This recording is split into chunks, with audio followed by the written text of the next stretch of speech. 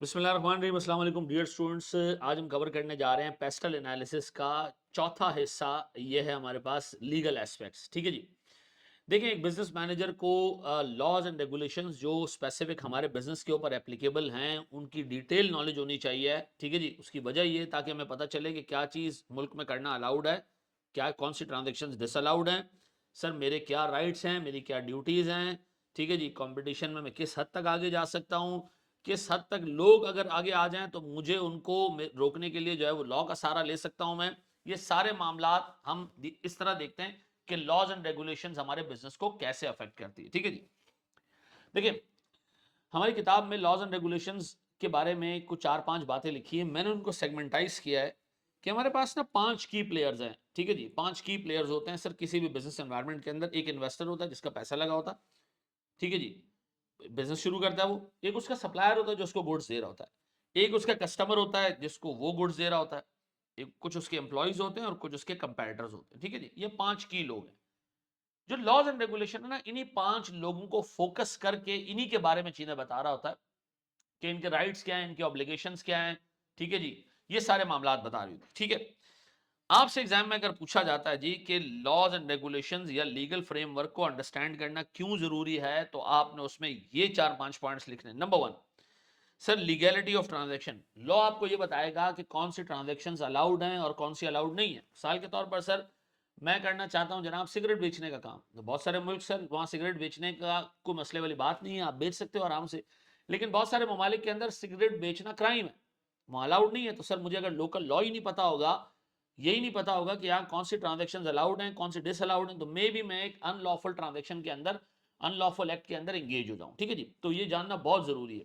ठीक है जी। मिसाल के तौर पर सर, हमारी कंपनी थी, उसे बैंक से लोन लिया। ठीक है।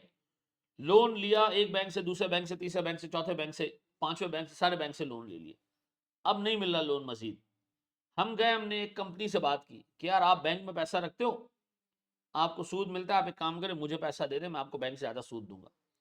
फिर मैं दूसरी कंपनी के पास गया, फिर मैं तीसरी कंपनी के पास गया, चौथी कंपनी के पास गया। अब मैं आवाम से लोन लेना शुरू कर रहा हूँ। सर इतने में क्या हुआ, स्टेट बैंक से कॉल आ गई। स्टेट बैंक ने मुझसे पूछा आप बैंक है, मैंने कहा नहीं। तो उसने कहा फिर आप किस खाते में लोगों से डिपॉजिट लिए जा रहे हैं। मैंने कहा यार मुझे लोन चाहिए, लोगों को लोन देना है, ऐसा मसला क्या है। स्टेट बैंक ने कहा नहीं, ये काम बैंकों का आपका काम नहीं है, ये ट्रांजैक्शंस लीगल नहीं है। आपने लॉ पढ़ा है, बैंकिंग ऑर्डिनेंस पढ़ा है, बैंक की डेफिनेशन पढ़ी है, डिपॉजिट टेकिंग एक्टिविटी की डेफिनेशन पढ़ी है आपने। मैंने कहा नहीं। तो उसने कहा फिर क्या फुद्दू लेके घूम रहे हो यार, लोगों से पैसे मांग रहे हो, अलाउड नहीं है भाई, बंद कर देंगे तुम्हें। अब इसका मतलब है लॉ पढ़ना इसलिए जरूरी है कि क्या चीज अलाउड है क्या नहीं अलाउड, एक बिजनेस मैनेजर को पता हो।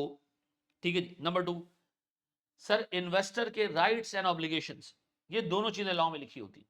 मेरे राइट्स क्या है सर, अगर मुझे कोई पैसा नहीं दे रहा, मेरा जो है वो, मैं किसी को गुड्स पहुंचाई, उसने मुझे पैसे नहीं दिए, सर मुझे किसी से फॉल्टी गुड्स मिली, तो सर मेरे सारे राइट्स प्रोटेक्ट हैं। क्या मैं कोर्ट जा सकता हूं? Yes sir. Protection of people from harm caused by defective services and rights and duties of people carrying out business to ensure fairness.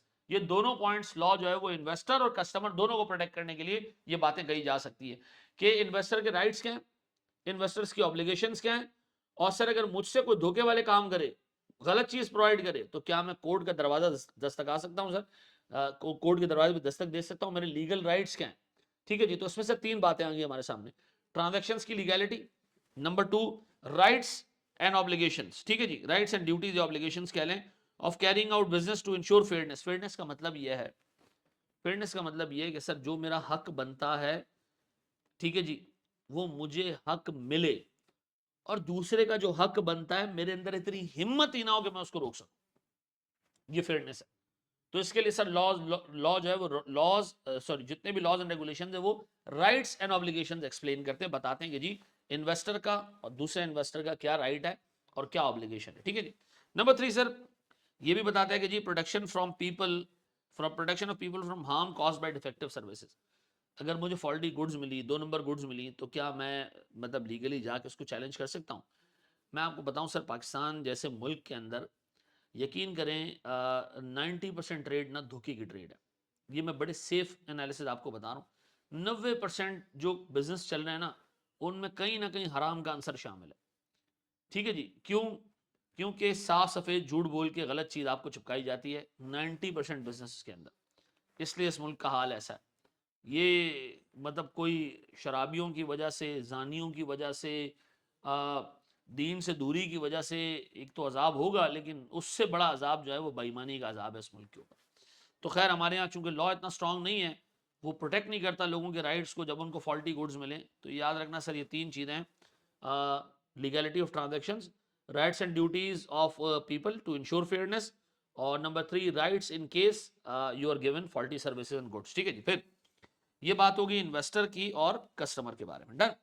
फिर ट्रीटमेंट ऑफ एम्प्लॉइज, उसमें दो चीजें सर, डिस्क्रिमिनेशन ना हो और अनफेयर डिसमिसल ना हो उनका। ठीक है जी। डिस्क्रिमिनेशन का क्या मतलब है? लड़की को आप तनख्वाह कम देते हो, लड़के को ज्यादा देते हो, या लड़के को कम तनख्वाह दे रहे हो, लड़की को ज्यादा दे रहे हो। ठीक है जी, डिस्क्रिमिनेशन कर रहे हो आप। ठीक है जी। डिस्क्रिमिनेशन का मतलब ये है कि सर आपके सामने 5 सीवीज हैं और आपने उठा के एक पठान को सेलेक्ट कर लिया, एक उर्दू स्पीकिंग को सेलेक्ट कर लिया, एक सिंधी को सेलेक्ट कर लिया। ठीक है जी। ये एक पंजाबी को सेलेक्ट कर लिया। ठीक है, जो आपकी ज़ात थी, आपका बलोच को आपने सेलेक्ट कर लिया, जो आप जुबान बोलते हो आपने उसके हिसाब से बंदा सेलेक्ट कर लिया। ये गलत है। ठीक है जी। आप अपने अपने बंदों को नवाज रहे हो। ठीक है जी। और जो आपके बंदे नहीं हैं, जो आपके अगेंस्ट बात करते हैं सर, जो आपके अगेंस्ट कोई मतलब स्टांस लेके खड़े होते हैं या आपकी पॉलिसीज से डिफर करते हैं, उनको सर आप खुडे लाइन लगा रहे हो। ये याद रखना, ये अनफेयर ट्रीटमेंट है। ठीक है जी। और याद रखिएगा ये fair treatment of employees fair and undiscriminating. ठीक है। फिर सर एम्प्लॉयज के साथ आपने जो है वो फेयर रहना है और डिस्क्रिमिनेशन नहीं करनी और उनको अनफेयर डिसमिसल का सामना नहीं करवाना। ठीक है जी, निकालना नहीं अनफेयरली। ठीक है जी। फिर जी, regulate dealing between company and its suppliers. अच्छा, ये बहुत इंपॉर्टेंट चीज़ है। देखो बाज़-औक़ात अग्रीमेंट में एक चीज़ लिखी होती है कि जी अगर आपने लेट माल सप्लाई किया तो आप पे पेनल्टी लगेगी। जब पेनल्टी लगती है लोग कोर्ट चले जाते हैं। वो भी यार कोर्ट पेनल्टी आपको इंश्योर करवाएगा, लगनी चाहिए पेनल्टी अगर ये कॉन्ट्रैक्ट में लिखा हुआ है तो। सर सप्लायर और मेरे बीच में जो कॉन्ट्रैक्ट है उसकी क्लॉजेस बाइंडिंग है। अगर सर नहीं मानेगा सप्लायर या मैं नहीं मानूंगा, कोर्ट इज ऑलवेज देयर। ठीक है जी। तो लॉज एंड रेगुलेशन ये इंश्योर करते हैं कि दो लोगों के बीच में जो कॉन्ट्रैक्ट हुआ है सर, वो लीगली इन्फोर्सेबल हो। और अगर वो लीगली इन्फोर्सेबल है, कॉन्ट्रैक्ट पक्का है, पूरा है, कंडीशंस पूरी है कॉन्ट्रैक्ट की, तो फिर उस पर अमल दरामद करवाए लॉ। इतना स्ट्रांग होना चाहिए आपके इलाके का लॉ। और सर बिजनेस मैनेजर को ये इतनी समझ होनी चाहिए कि लॉ अगर इतना स्ट्रांग है तो सर मुझे बड़े देखभाल के काम करना है। ठीक है जी। जो कॉन्ट्रैक्ट के अंदर चीजें लिखी हुई, this is as good as a statute. ठीक है। अब बताएं जी, providing level playing field for competing businesses. अच्छा याद रखना सर, बाज़ औक़ात किसी बिजनेस को जो है वो, अच्छा एक चीज़ और सप्लायर्स में डिस्कस करनी है हमने, वो है लिमिटेड और अनलिमिटेड लायबिलिटी। याद रखना मेरे बच्चों, कंपनी के केस के अंदर एक सप्लायर, एक कंपनी अगर है, उसने आपको गुड्स प्रोवाइड किया, आप भी कंपनी हो, आपने गुड्स के पैसे नहीं दिए, डिसॉल्व हो गई कंपनी, सप्लायर को कुछ नहीं मिलेगा। ठीक है जी। अगर पैसे बढ़ गए, सप्लायर के हाथ कुछ नहीं आएगा, कंपनी की लायबिलिटी लिमिटेड है। ठीक है जी। ये सप्लायर को पता होना चाहिए। ठीक है जी। ये सप्लायर को पता होना चाहिए कि कंपनी की लायबिलिटी क्या है, लिमिटेड है। मैंने सर सप्लायर को एडवांस दिया, सप्लायर सर डिसॉल्व हो गया, पैसे जो है वो मिल गए, गवर्नमेंट को मिल गए पैसे, उसके सिक्योर्ड क्रेडिटर्स को मिल गया, मुझे नहीं मिले। मैं सर एक कस्टमर हूं उसका, नहीं मिले तो कोई मसला नहीं है सर, उसकी लायबिलिटी लिमिटेड है। तो याद रखिएगा, सप्लायर के साथ रिलेशनशिप में लिमिटेड लायबिलिटी और अनलिमिटेड लायबिलिटी एक मेन कंसर्न है लॉ की नज़र में। ठीक है जी। और अगर सर लायबिलिटी अनलिमिटेड है तो सप्लायर फिर आपके घर से भी आगे चीज़ें उठा के लेके जाएगा। फिर सर हमारे पास sir level playing field for competing businesses. ठीक है जी। सर जो कंपैटर्स हैं उनको लेवल प्लेइंग फील्ड दी जाए। याद रखना सर, जो बड़े साइज का कंपैटर होता है वो मार्केट को चला रहा होता है और बाज़ औक़ात अनफेयर तरीके से कंपटीशन को रन करता है और दबा देता है लोगों को, उससे कंपटीशन किल हो जाता है। तो पाकिस्तान में और बहुत सारे डेवलप्ड कंट्रीज में कंपटीशन एक्ट्स मौजूद हैं। ठीक है जी, मोनोपोलीज एक्ट्स मौजूद हैं, ताकि वो कंपीटिंग बिजनेसेस को इतनी लेवरेज दे कि वो एक दूसरे से कंपीट कर सके, ताकि कस्टमर को क्वालिटी अच्छी मिल सके चीज़ों की। तो बताएं सर 5 पॉइंट्स हैं क्या? नंबर 1, लीगैलिटी ऑफ ट्रांजेक्शंस, ये पता होनी चाहिए सर मैनेजर को। लॉ ये बताता है हमें कि क्या चीज़ लीगल है, क्या है लीगल है। नंबर 2, लॉ में ये लिखा होता है कि लोगों के राइट्स क्या हैं, लोगों के ऑब्लिगेशंस क्या हैं, ताकि फेयर डीलिंग हो सके। नंबर 3, लॉ में ये भी लिखा होता है कि सर एक इन्वेस्टर का, एक कस्टमर का क्या राइट है अगर उसको फॉल्टी गुड्स बेची जाए। सर लॉ में एम्प्लॉयज को अनफेयरली ट्रीट करना, ठीक है जी, और डिस्क्रिमिनेटिंग उनकी तरफ एटीट्यूड रखने की क्या सजा है, ये लॉ में लिखा होगा। ठीक है जी। लॉ में ये भी लिखा होगा कि सर बिजनेसेस अपने सप्लायर के साथ डीलिंग कैसे करते हैं। ठीक है जी, कब लायबिलिटी लिमिटेड है, कब अनलिमिटेड है।